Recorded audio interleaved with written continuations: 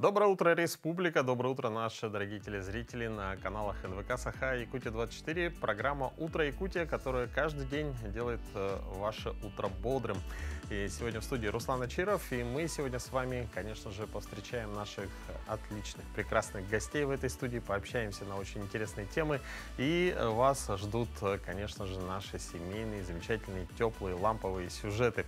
Все это будет у нас сегодня в нашем эфире, но начнем мы с самой актуальной информации, которая волнует, думаю, каждого, кто собирается выйти на улицу. Это какая погода за окном. По информации Гидромедцентра, на 6 часов утра температура воздуха в центральных районах республики была плюс 10, плюс 18 градусов. В заречной группе Улусов от 10 до 20 градусов со знаком плюс.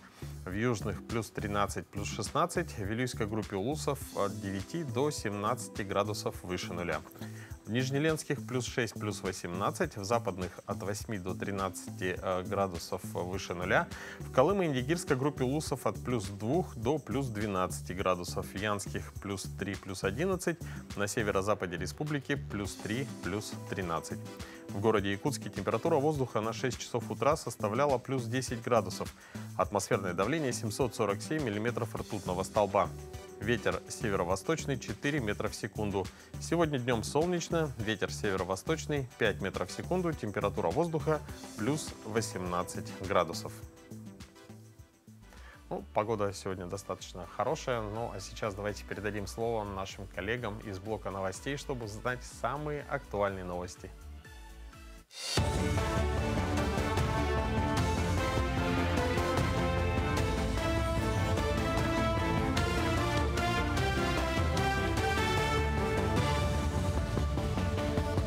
Доброе утро! Расскажем о самых заметных событиях к этому часу. В Якутии полным ходом идет подготовка к новому отопительному сезону. Так, в 14 районах республики уже работают системы теплоснабжения жилых домов и социальных объектов. Что касается завоза топливно-энергетических ресурсов и северные и арктические районы, на сегодняшний день из 505 тысяч тонн энергоресурсов выгружено более 70%. Полное включение систем теплоснабжения по республике планируется в середине сентября.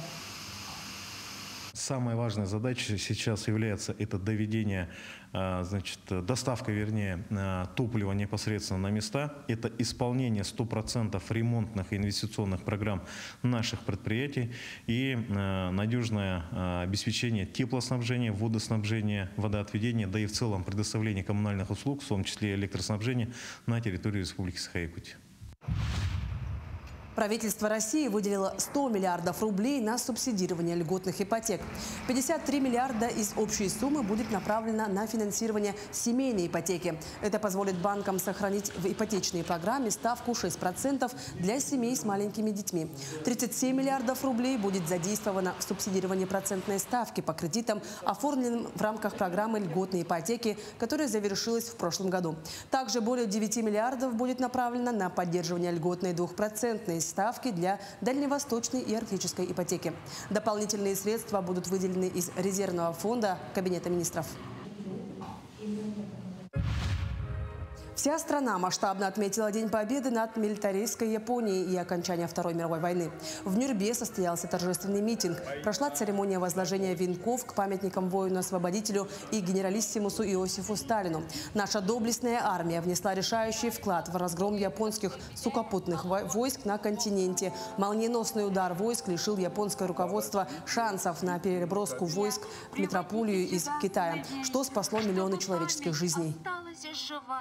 В эти годы, конечно, мы чувствуем высокое патриотическое чувство своего населения.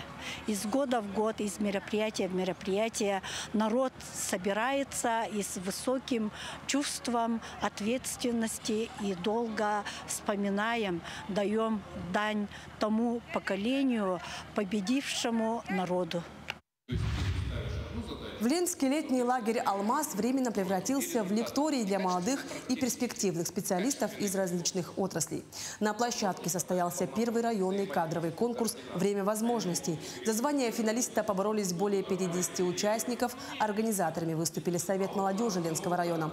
Обучение провели приглашенные из Новосибирска спикеры. В программе мероприятия тимбилдинг, 3 блока обучения, очное тестирование, установочная лекция и, конечно, сам конкурс. Тройку лидеров определили по итогам всех испытаний. Они получили не только ценные призы, но и вошли в кадровый резерв Ленского района. Вот уже 100 лет противотуберкулезная служба Якутии работает во благо якутян.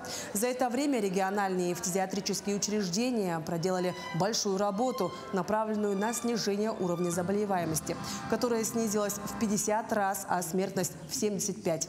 Такие данные привели во время Всероссийской научно-практической конференции с международным участием. Своим опытом поделились как приглашенные, так и местные врачи-фтизиатры.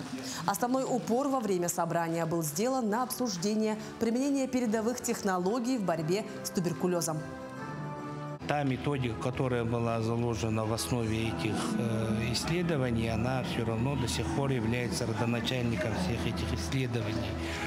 Конечно, сейчас используются и высокотехнологичные методы диагностики. Сейчас лабораторная служба очень окрепла, диагностическая служба очень хорошо работает. Самое главное, нам вовремя выявить больного туберкулезом. Целевое обучение в ВУЗе с каждым годом становится все более популярным. Абитуриенты отдают ему предпочтение, находя в нем хорошие перспективы для карьерного старта и не только. У нас в студии сегодня студент Института зарубежной филологии и регионоведения Северо-Восточного федерального университета Александр Кривощеков. Александр, доброе утро. Доброе утро. Александр, вы являетесь студентом первого курса? Да. На какой специальности? АПО, китайский и английский язык, педагогическое образование. Ну, вы родом из Пермского края. Что и как вас привело на учебу в Якутии? На самом деле там очень интересная история, потому что я не планировал поступать сюда, но так у меня не получилось поступить в университет, который я хотел, и я прошел сюда по конкурсу на целевое обучение, и поэтому я поступил сюда. Ну, вы рады этому? Да. То есть вы изначально хотели поступить на целевое место именно? Изначально нет, но потом я стал это рассматривать после того, как я сдал экзамены. То есть я подумал о том, что после обучения мне бы хотелось сразу поработать. То есть уже изначально вот такая вот у вас цель, чтобы уже было рабочее место после обучения. Какие возникали сложности при поиске направления для целевого обучения? На самом деле были большие проблемы, потому что моя специальность связана с языками. Мне всегда нравилось изучать языки и так далее. И таких специальностей достаточно мало, и целевых мест на них тоже мало. То есть я брал целевое от Казанского университета, но не прошел по конкурсу. Брал от Пермского университета, тоже не прошел по конкурсу. В Якутске я нашел данную специальность и прошел. Ну, замечательно, мы вас поздравляем. Да, главное, что целеустремленно, целенаправленно искать, и вы, соответственно, нашли то, что хотели. Скажите, вот как обговаривались условия? Ну, на самом деле сейчас все просто. Сейчас вы просто в госуслугах можете это сделать. А условия начали обговаривать только после моего приезда в Якутию, получается. Вы до этого были когда-нибудь в Якутии? Нет, ни разу не был. То есть вот сейчас приехали на учебу, это первый раз. Да. Есть что-то, что удивило в Якутии, может, какие-то сложности временные?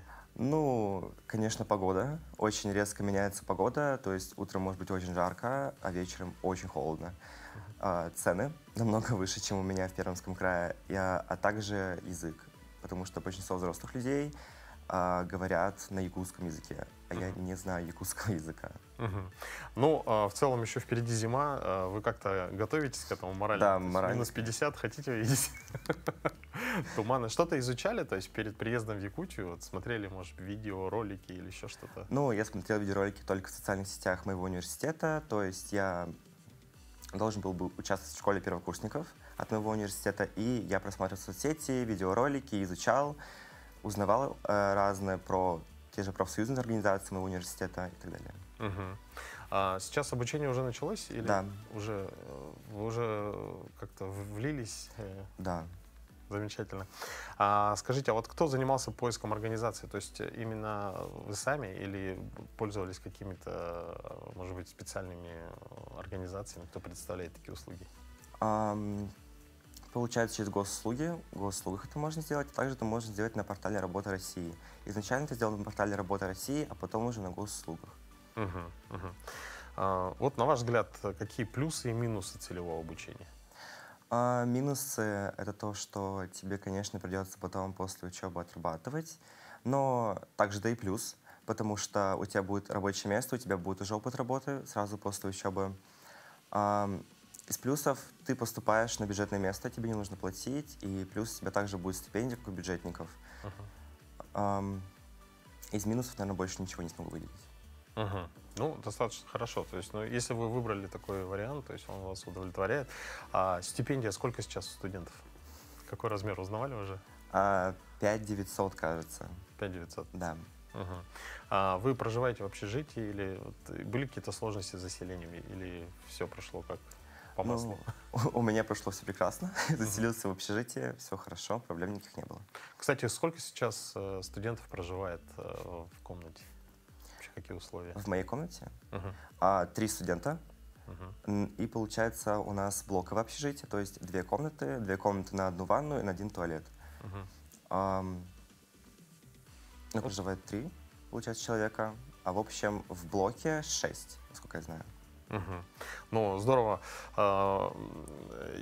Какие вот, вы сказали, что вы очень увлекаетесь, ну, любите изучать языки, может быть, какие-то любимые предметы, еще, может быть, со школы, да, вас давно привлекали, и вот вы как бы ждете их? Ну, на самом деле, мне всегда нравилось обществознание. Обществознание — это был один из моих любимых предметов. Ну, конечно, английский язык, это понятно. И история. На самом деле, история очень интересный предмет, если в него углубляться.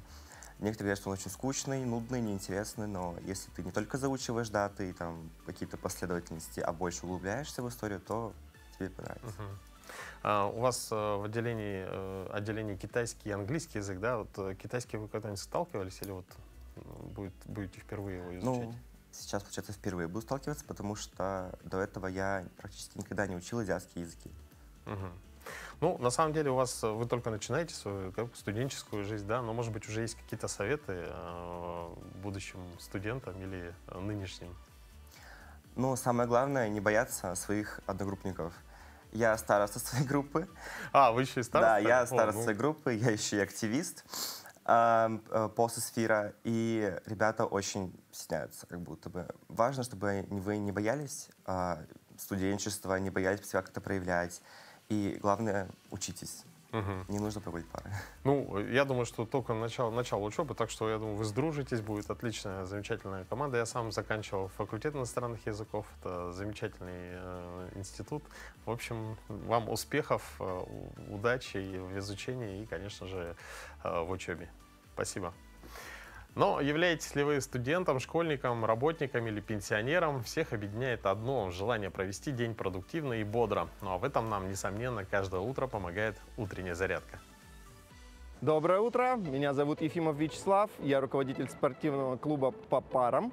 И сегодня мы с вами утром сделаем небольшой танец, называется самбо, очень зажигательный, подойдет для хорошего бодрого утра. Ручки поставили на пояс, приготовили правую ножку.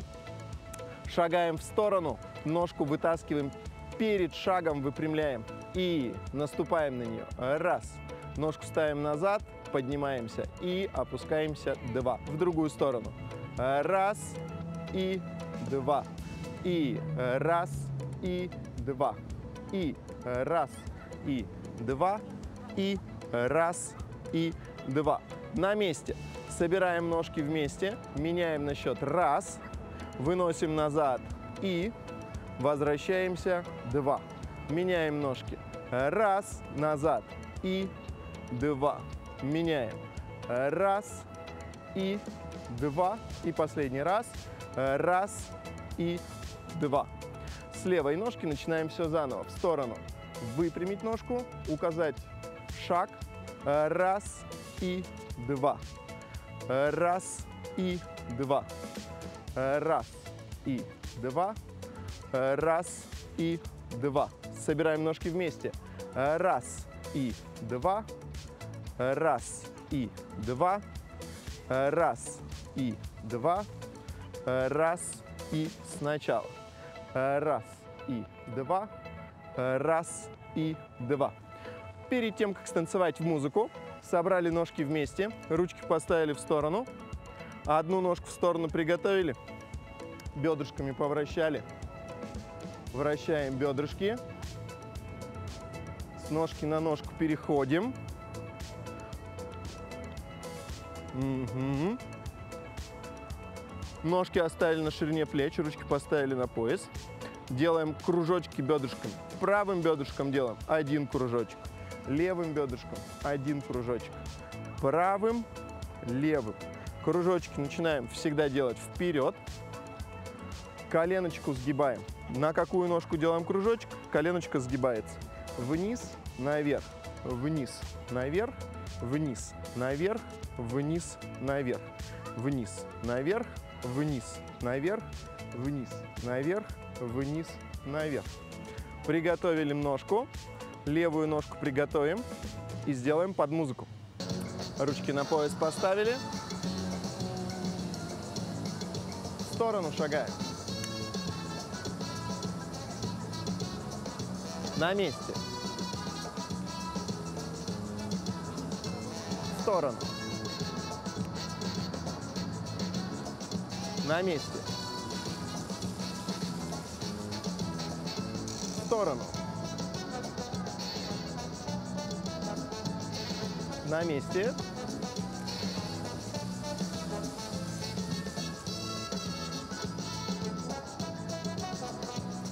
И на месте. Всем спасибо!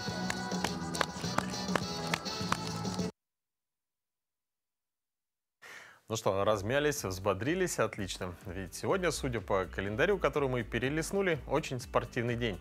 Сегодня отмечаются международные дни тэквондо и стрельбы из лука. А какие еще события, связанные с 4 сентября, расскажем прямо сейчас. На календаре 4 сентября. Сегодня отмечают День специалиста по ядерному обеспечению России. По народному календарю, в церковном календаре в этот день отмечается память мученика Агафоника Никомедийского. На Агафона замечали, если день выдался ясным, то солнечная погода продержится еще 4 недели. Этот день в истории. В 1700 году указом Петра I учрежден приказ рудокопных дел. В 1888 году Джордж Истман получил патент на фотокамеру, заправляемую фотопленкой, и зарегистрировал торговый знак «Кодак». 1943 год состоялась встреча Иосифа Сталина с иерархами Русской Православной Церкви. В 1975 году вышла в эфир первая передача телевизионного клуба знатоков «Что, где, когда». В 1987 году завершился суд над Матисом Рустом, немецким пилотом, который посадил свой самолет на Красной площади. В этот день родились Франсуа Рене де Шатобриан, французский писатель; Александр Вишневский, русский хирург, академик; Евгений Лансере, русский график и живописец, народный художник РСФСР; Валентин Плучик, советский и российский театральный режиссер и актер, народный артист СССР; Кензо Танге, японский архитектор; Нина Ургант, советская и российская актриса театра и кино, народная артистка РСФСР; Эдуард Хиль, советский и российский оперный и эстрадный певец, баритон, народный артист РСФСР; Альбина Гольдман, кандидат филологических наук, заслуженный работник науки и образования, отличник Высшей школы СССР, почетный гражданин Верхневилюйского, Сунтарского и Мирнинских улусов. Именины сегодня отмечают Александр, Алексей, Ариадна, Афанасий, Василий, Гаврил, Иван, Иларион, Исаакий, Макар, Михаил, Федор, Феликс. Вы просили, и мы сделали. К нам спешит стилист Дарья Габышева с советами по мужскому гардеробу. По вашим многочисленным просьбам и заявкам мы решили снять выпуск про мужской гардероб. Мужской стиль на самом деле не менее разнообразный, чем женский. Есть огромное количество направлений, и одни из основных, которые чаще мы с вами встречаем, это классический, casual и спортивный. Сегодня мы с вами рассмотрим casual стиль и как его можно собрать. В основу casual стилистики чаще всего ложится удобная рубашка. Рубашка в данном случае в классическом голубом цвете. Обратите внимание на глубину цвета, то есть это насыщенный голубой цвет. Такой цвет чаще всего сочетается хорошо с любыми цветами, которые выбирают мужчины. Темно-синий, хаки, черный, светлый, бежевый, кремовый, белый и так далее. То есть это базовая рубашка, но здесь она немножечко суженная, приталенная, то есть мы стараемся ее носить как основу, да, то есть не в сочетании, например, с футболкой под низ. Но если вы хотите попробовать многослойность, тогда лучше будет расстегнуть верхние пуговицы рубашки и оставить там, например, белую футболку. Футболка – это, можно сказать, расходный материал.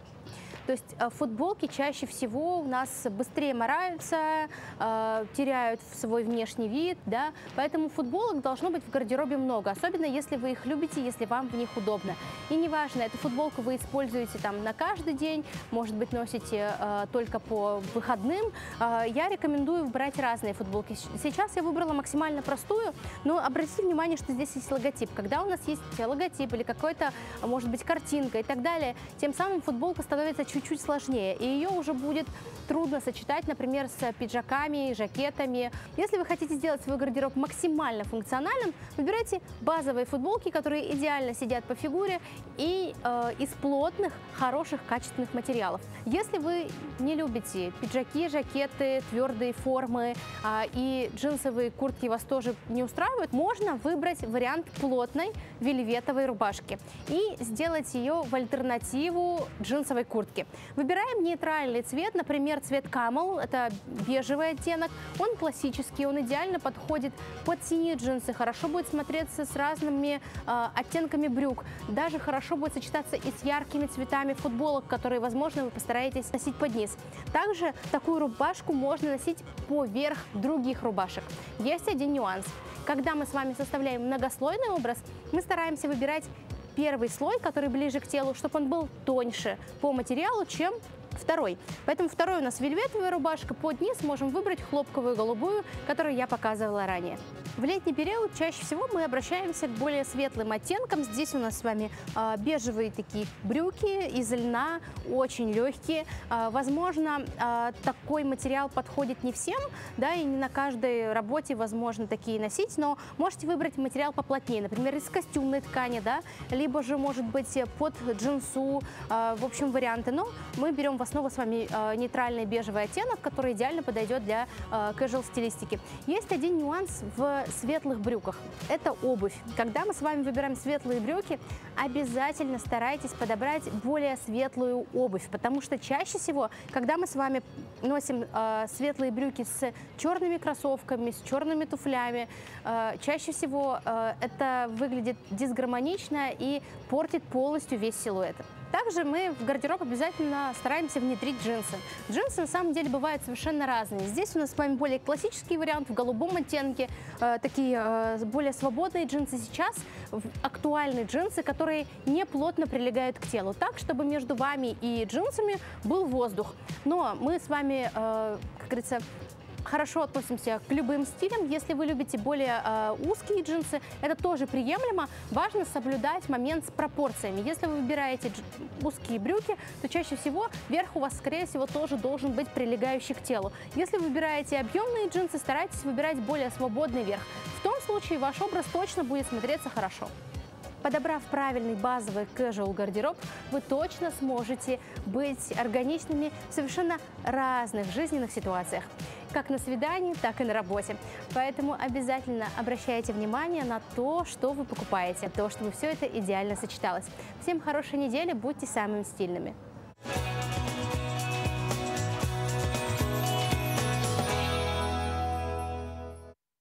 Лето – пора путешествий и отпусков. Одним из интересных способов путешествий является путешествие на автомобиле. Для жителей нашей республики популярны направления в Приморский край и Бурятию. Я сам лично много раз ездил и на побережье Японского моря, и на берега дедушки Байкала. Ну а наш следующий трогательный сюжет от коллег из города Улан-Удэ расскажет о семейной паре, которая путешествует на Оке по просторам России. Привет, Дальний Восток. На связи Бурятия, город Улан-Удэ. Супружеская пара из республики бросила вызов российским дорогам. Семья отправилась в путешествие по стране. Уже сейчас они преодолели большую часть намеченного пути, оставив позади Новороссийск. На чем едут и куда, узнаете далее. Кафе АК у дороги. У обочины. У обочины. Стоянка в дороге, время на приготовление еды. Из продуктов все то, что не испортится. Тушенка, немного круп и лапши. В дальнюю дорогу Ольга и Сергей Белых отправились еще 18 июля. Проехали 2540 километров, но это мелочь для нас. И неудивительно, свое первое путешествие пара совершила еще в 2020 году. За 50 дней проехали полстраны. Из родного села с собой взяли земли. Ее развеяли над могилой павшего на войне деда в Смоленской области. А щепотку с погоса привезли домой. Положили на могилу бабушки, которая так и не дождалась мужа с войны. Для этого семья преодолела более 16 тысяч километров на маленькой Оке. Когда мы поехали первый раз, я этого очень сильно не ожидала, когда впереди идет фура, позади идет фура и обгоняет фура, а тут такая маленькая между ними Ока. Ну, мне было страшновато. Но страхи тягу к приключениям не отбили, а наоборот, только подогрели азарт. Едут не спеша, успевая заезжать в гости к родственникам. Ночевали в Саянске, погуляли по Новосибирску. Признаются, от увиденного порой захватывает дух. Очень интересное место. Парк народных традиций. По всей видимости, здесь когда-то проходят у них праздники. Но посмотрите, как сделано в стиле старинного острога. Я в восторге. Свой трип Ольга и Сергей планируют завершить в Санкт-Петербурге. В планах посетить города воинской славы и найти могилы без вести пропавших родных. За это время след от маленькой Оки отпечатается в 26 регионах страны. После этим же маршрутом пара вернется домой. Екатерина Мышкарева, телекомпания «Аригус». А жительница Якутска Надежда Решетникова увлекается лепкой фигур из бетона. Сказочные персонажи, известные герои мультфильмов, заморские птицы и животные украшают территорию частного дома женщины. Некоторые из них в человеческий рост. О своем увлечении Надежда Решетникова поделилась с нашей съемочной группой. Надежда Решетникова увлеклась лепкой из цемента 3 года назад. Первой работой стал известный пушкинский кот. Я сделала этого кота, у меня первый кот ученый. Вот мне почему-то прямо так захотелось еще что-то другое делать. Поэтому сказочных героев я вообще люблю вот эти вот. С детства помню, какие-то сказки были. И мне прямо вот такая идея была и лису, и волка, и всех вот этих героев из сказок сделать. Фигуры, украшающие подворье частного дома, расположились по зонам. Сказочные герои и мир животных. Последние появились этим летом. Есть у меня павлин. Вот, павлин, у павлина хвост очень красивый. Вот. И захотелось мне его дальше делать. Это будет каждый год добавлять, чтобы все до низу было. Поэтому вот эта идея у меня все еще до конца она еще не сделанная. Например, вот павлина, вот с той стороны у меня будут полностью цветы. То есть сзади будут полностью цветы, подходящие синие, там мелкие такие цветочки. Ну, у меня вот задумка такая, да. И только сейчас сделала фигуры, да, цветов пока мало. Потом я думаю, что буду добавлять, везде, чем больше цветов, тем лучше, конечно. Волк – самая сложная и тяжелая по весу работа. Высота его с человеческий рост. Фигуры из цемента очень прочные, делится Надежда. Никакой дождь и непогода их не испортит. Ну а зимой на их месте рождаются уже снежные персонажи. Тяга творить руками у нашей героини с самого детства. Мне так нравилось, когда мама, она мне все шила. Она прекрасно все шила, и мне хотелось тоже что-то делать, что-то шить. И вот, например, вот я куклу шила, да, хотя из меня швеи никак не получилось, но все-таки иногда я ручками шью себе тоже иногда вещи, и, например, вот куклы шила. Это мои первые куклы, это вот мой талисман Кузя, да, он наш домик, можно сказать, охраняет, да. И внучка Баба-ёшки, подруга его, пожалуйста, смотрите. Для Надежды создавать красоту вокруг отдушина. А для ее гостей и соседей двор стал местной достопримечательностью, куда можно зайти полюбоваться и сфотографироваться на память. Катерина Винокурова, Виктор Дичковский, Якутск. Отрадно, когда частный двор превращается в настоящее произведение искусства и становится отражением творческого хозяина. Мы перейдем к нашим питомцам и поделимся советами по грумингу. Доброе утро! Меня зовут Васильева Татьяна.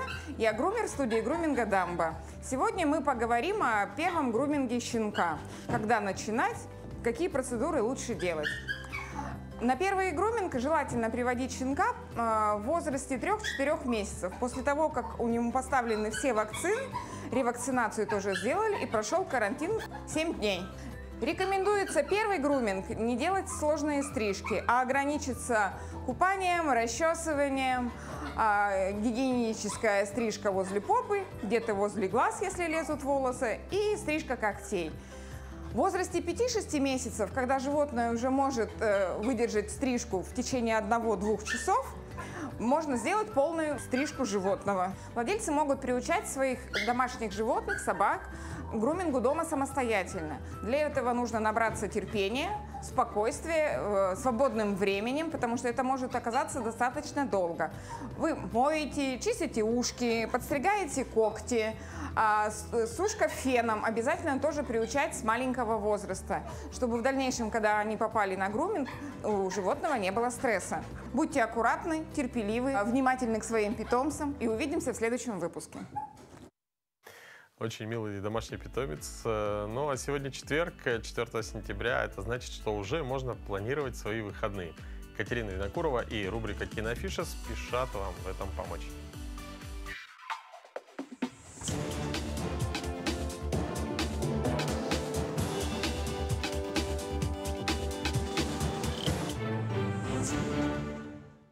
Смотрите в кинотеатре «Центральный» с этого четверга. В центре города вооруженные экстремисты удерживают заложников. Сделайте что-нибудь! Комедийный блокбастер «Токсичный мститель». Главный нереальный экшен, черная комедия и слэшер этой осени. Когда уборщик-неудачник Уинстон Гус падает в чан с токсичными отходами, он мутирует в героя нового типа – токсичного мстителя. На глазах у обезумевшей толпы токсик превращается из изгоя в спасителя. Он сражается с безжалостными корпоративными крысами и коррумпированными чиновниками, которые угрожают его сыну, друзьям и обществу. В мире, где свирепствуют жестокость и жадность, месть подается холодной, с приправой из радиоактивных веществ. Но это все была самозащита. Ты ведь первым не нападал? Да, это все самозащита. Что случилось? 1998 год. Хэнк уже 11 лет живет в Нью-Йорке. Из небольшого городка в Калифорнии он переехал после несчастного случая, который лишил его будущего в профессиональном бейсболе. У него интрижка с Иван, медсестрой экстренной помощи и непыльная работа в баре с эксцентричным боссом. После одной из смен при входе в квартиру его встречает сосед Расс, британский пан, которому срочно нужно улететь в Лондон. Он умоляет Хэнка присмотреть за котом Бадом. Когда на следующий день Хэнк идет в соседнюю дверь за кормом, ему преграждают дорогу странные парни, которые зовут друг друга Леха и Микроб, роли которых исполнили Юрий Колокольников и Никита Кукушкин. Мировая премьера фильма «Супруги Роуз» – ремейк картины «Война супругов Роуз», который в 1989 году срежиссировал Дэнни де Вито. Он же сыграл одну из ролей. Картина де Вито была основана на романе Уоррена Адлера «Война Роузов». Режиссером новой версии черной комедии о разводе стал Джей Роуч, а главные роли сыграли Бенедикт Камбербэтч и Оливия Колман. Уже только этот актерский дуэт обещает яркие зрительские впечатления. Грядет шторм. Как твой день? Соседский пес навалил в беседке, у детей в шее, у меня глаз дергается. Повторите шампанское. Что же происходит в фильме? Тео и Ави – образцовая семья. Оба успешные в профессиональной сфере. Энергичные и привлекательные. У них замечательные дети и все еще яркие чувства друг к другу. Что же может разрушить эту идиллию? Карьера Тео немного забуксовала, а Айви, наоборот, ускорила забег по карьерной лестнице. На фоне профессиональной ревности обостряются и другие проблемы в отношениях супругов, которые они замалчивали многие годы. Болезненные, но не опасные для жизни обоюдные подколы постепенно перерастают в открытые боевые действия, которые могут привести к увечью одного из супругов или к чему-то более трагичному. Желаем вам отличного настроения и приятного просмотра. Слушай, это надо заканчивать. Да что ты. Супруги Роуз. Я не думаю, что вы способны решить свои проблемы. Вам вообще можно такое говорить? Это же не профессионально. Явная некомпетентность. Да. И теперь мы ждем скидку.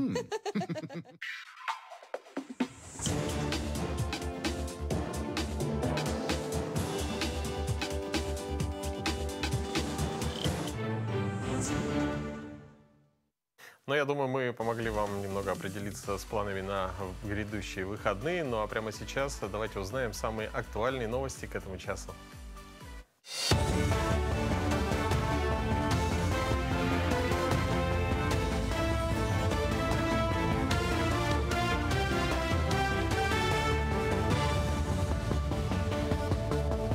Мы продолжаем говорить о самых заметных событиях этого утра. В рамках нового отопительного периода Министерством ЖКХ и фондом капремонта была проведена проверка обновления систем водоснабжения и отведения, а также теплоснабжения жилых домов столицы.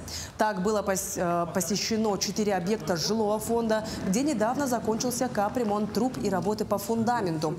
Общая их готовность составляет более 95%. Работы будут сданы в срок. По капитальному ремонту было проведено обновление в 40 жилых домах по республике, из которых 19 в городе Якутске. 8 сентября состоится плановое включение отопления. Отопительный период в целом по республике у нас начался еще 10 дней назад в арктических северных районах. На текущий момент, по состоянию на 3 сентября, в 14 муниципальных образованиях в северных арктических районах отопительный период у нас начался. По городу Якутску, как я уже сказал, 8 сентября начало отопительного периода. Ну и в течение 10 дней по всей республике уже будет начат отопительный сезон 25-26 годов. Финалисты команды из Якутии всероссийских военно-тактических соревнований «Путь воина» прибыли на родину. Напомним, отборочный этап проходил в Волгоградской области. Участниками соревнований стали 250 курсантов. Команда Якутии «Ботур» показала лучшее время среди всех участников и вошла в 4 лучших вместе с командами из Хабаровского края, Волгоградской и Тюменской областей. Ну а финал турнира пройдет в Якутске с 15 по 21 сентября, где команды будут состязаться в 9 этапах, проверяющих теоретические и практические знания курсантов. Соревнования прошли отлично, мы выиграли. Нам было, из-за тренировок, то, что мы готовились, нам было легко. Мы будем готовиться к финалу упорно, и до 15 числа это все будет. С целью выиграть финал. В Верхневилюйске открыли филиал Якутского медицинского колледжа. На этот учебный год зачислено 60 студентов по специальности сестринское дело и лечебное дело. 50 из них бюджетники. Так, благодаря открытию этого отделения в скором времени закроется вопрос дефицита специалистов в Улусе. Теорию студенты будут учить в здании Улусной гимназии. Для них созданы все необходимые условия. Практические знания получат в местной поликлинике. Для этого приобретено новое оборудование за счет Улуса. Наши педагоги по некоторым дисциплинам будут обучать слушателей, например, по предметам информатика, английский язык и история Сахатала. Так как наша гимназия работает в одну смену, у нас послеобеденное время внеурочные занятия, поэтому мешать они не будут нам. Практические занятия они будут вести в центральной районной больнице. В У Салданского улуса в сквере имени Петра Амосова установили скамейку ветеранов в честь Василия Васильева. На мероприятии внуки и правнуки посадили яблоню. Василий Васильев является участником Великой Отечественной войны. Он непосредственно принял участие в разгроме Квантунской группировки Японии. После войны закончил службу Отечеству в качестве пограничника в 1948 году в Туркмении. В этом году Василию Васильеву исполнилось 100 лет со дня его рождения. Помню, как в детстве, когда мне было, по-моему, 5, мы с ним катались на тракторе. Он сам был сильным человеком.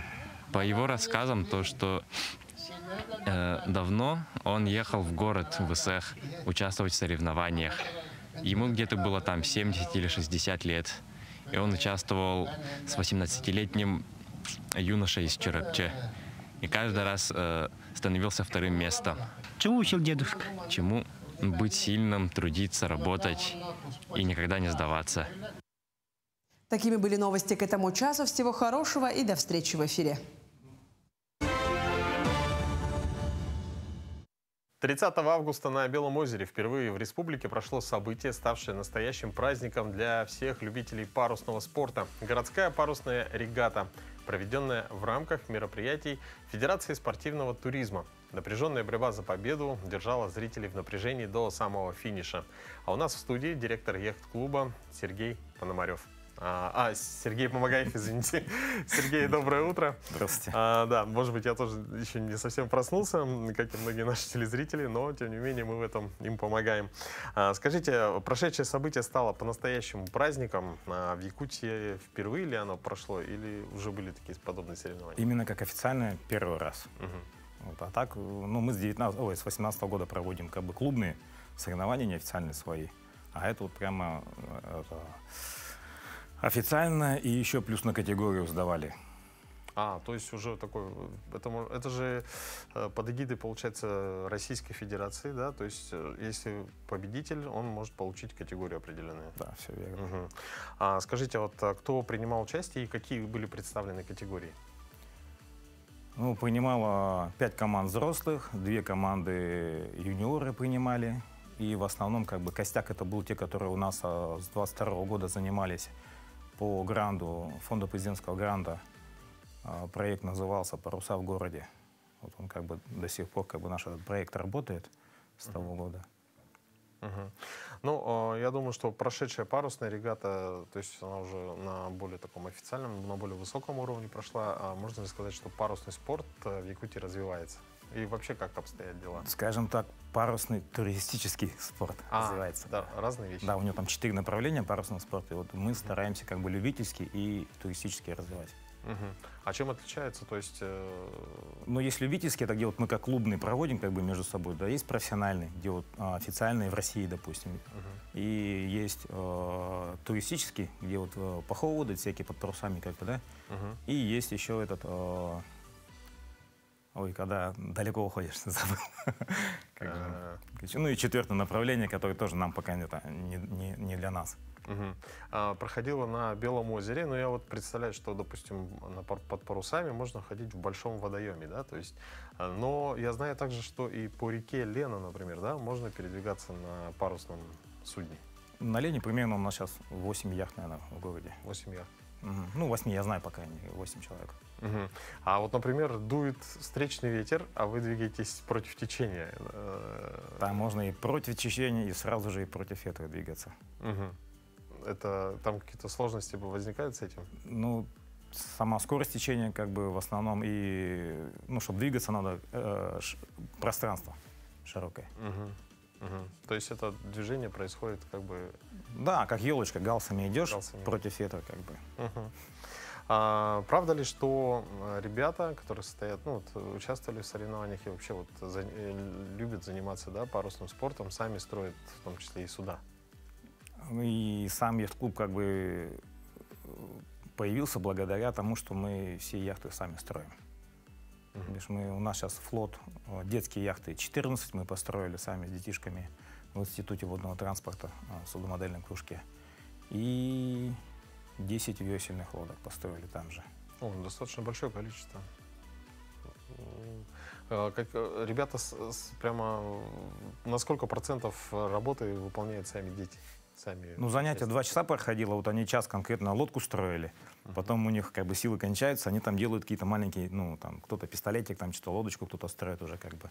Поэтому ребенок полноценно час может работать, вот прямо сидеть, шкурить там или строгать что-то там, красить, допустим, вообще нормально. То есть получается, что парусный спорт это не только про лето, да, но и в целом в зимний период, ну, в осенне-зимний, когда вот на воду уже прохладно выходить, холодно или нет возможности из-за льда.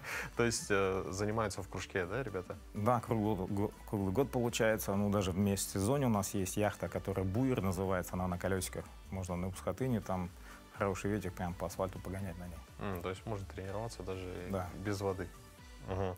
А много ли в Якутии яхтсменов? Ну, или какое количество примерно?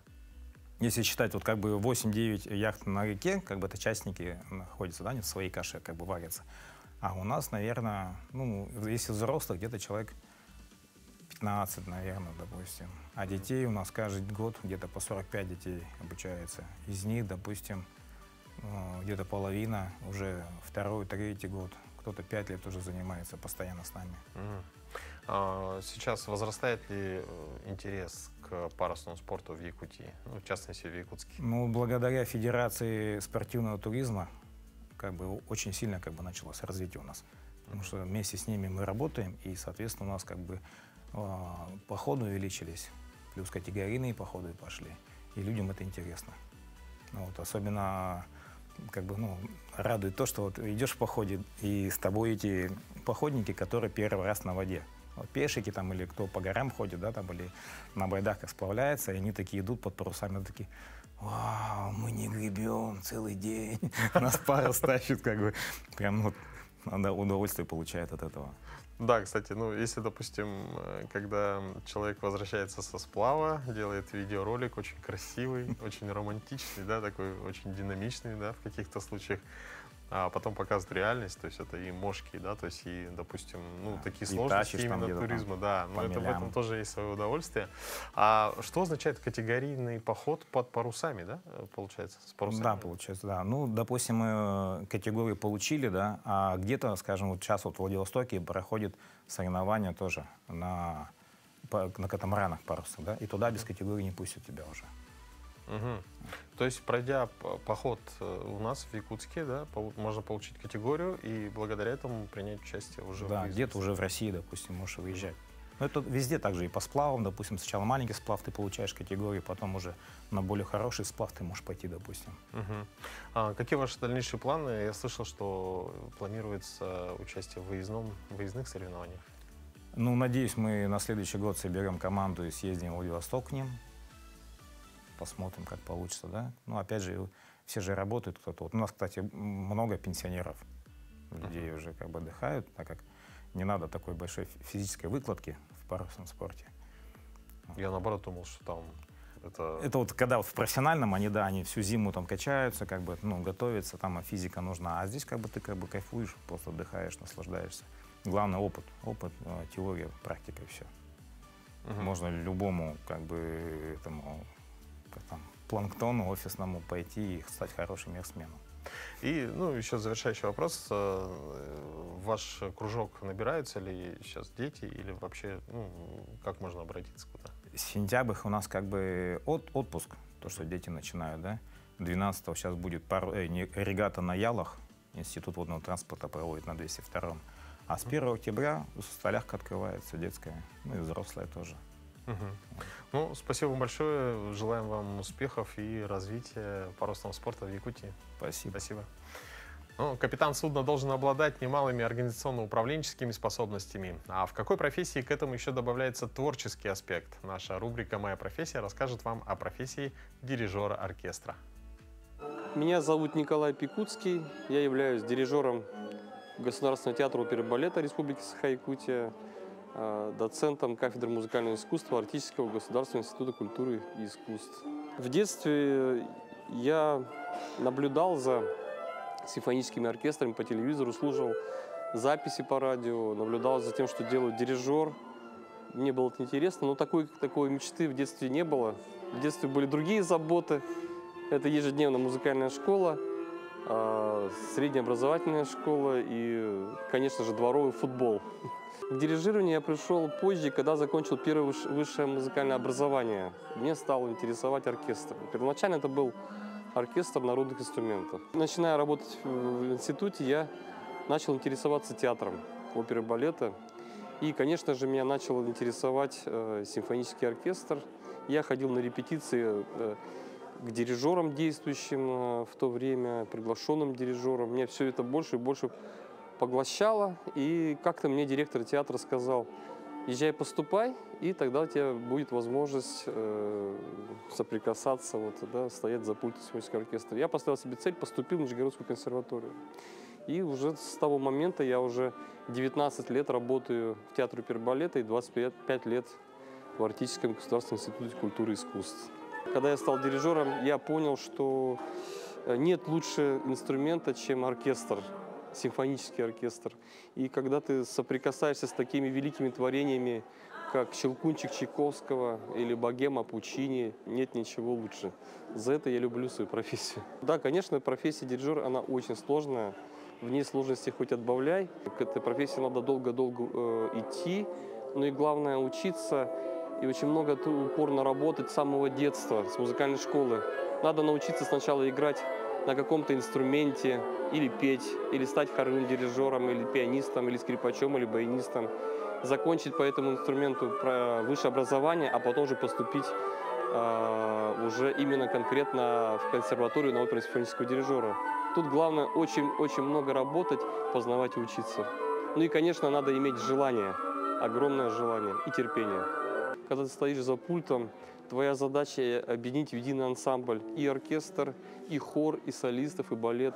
А очень часто, когда получается, что оркестр не слышит, к примеру, солистов в яме, или хор, или наоборот, они не слышат плохо слышат оркестр. И тут мастерство дирижера все это объединить в единый ансамбль. И еще главное, в этих условиях ты должен создавать музыку и всех вдохновлять. Если все это получается, если у тебя хорошая отдача от зрителей, ты чувствуешь, да, зрители воспринимают каждый твой шаг, они тебя чувствуют. И ты вдохновляешь артистов и оркестра, и солистов, и хор, и отдача – это самые счастливые моменты, когда ты получаешь результат. Да, самое главное, чтобы работа приносила вам удовлетворение. И, конечно, мы желаем, чтобы сегодняшний ваш день прошел как по нотам. Но я думаю, что погода, которая, по крайней мере, в Якутске, вам в этом поможет. У нас сегодня солнечно, будет светить солнышко, ветер небольшой, 5 метров в секунду, и температура воздуха плюс 18 градусов. Достаточно хорошо для сентября. Ну, а мы увидимся с вами завтра в это же время на телеканалах передачи «Утро Якутии». Пока!